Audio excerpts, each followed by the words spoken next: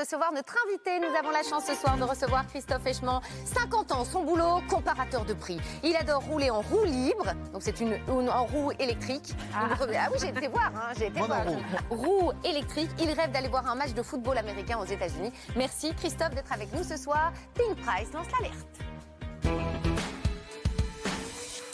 Et donc bonsoir Christophe Echement, vous êtes donc le fondateur de Pink Price. D'abord en deux mots, Pink Price, c'est difficile à dire. Qu'est-ce que c'est ?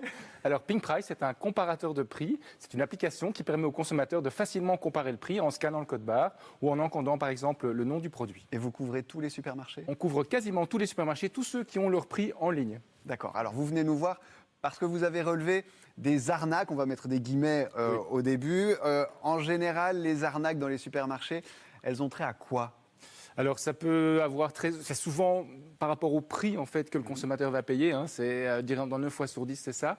Mais il y a par exemple ce qu'on appelle la stretchflation. Qu'est-ce que c'est exactement ? Alors la stretchflation, c'est simplement que le producteur a augmenté la taille du produit, mais a augmenté encore plus la taille du prix.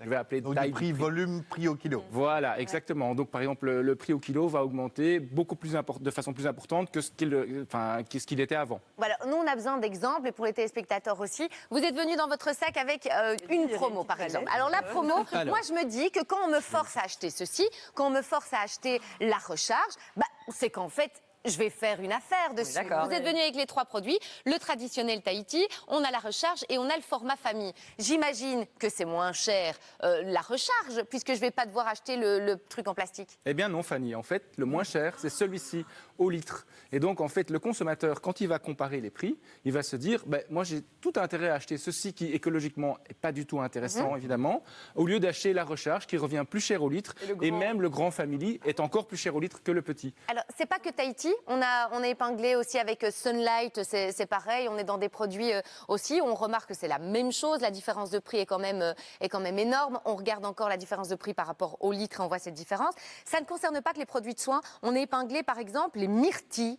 Des produits alimentaires. On voit par exemple ici, 500 grammes, on est à 3,99 €. Ici, on est à 300 grammes, on se dit ça va être moins cher. On nous dit même que si on part au kilo, évidemment, on est à 7 kilos, 3,99 €. On est à 15 € du kilo. Je vois rien, les gars.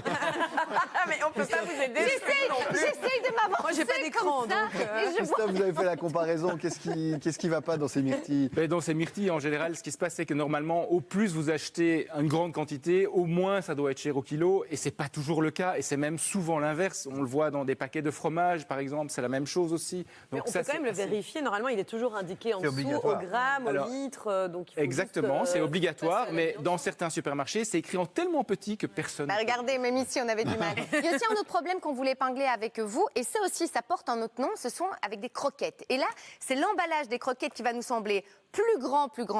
On a 750 grammes en mai 2024, 1 kg en juin 2024, mais on a une augmentation de plus de 23% du prix. Comment ça se fait ? Ça s'appelle comment ça ? Eh bien, ça s'appelle la stretchflation, c'est-à-dire qu'en fait, le producteur augmente la quantité qui est disponible, mais le prix au kilo de la croquette augmente encore plus. Et donc forcément, on se retrouve dans une situation où on paye pour plus, on paye plus cher. Avec Pink Price, vous épinglez aussi de jour en jour et de semaine en semaine. Et on remarque par exemple des rasoirs.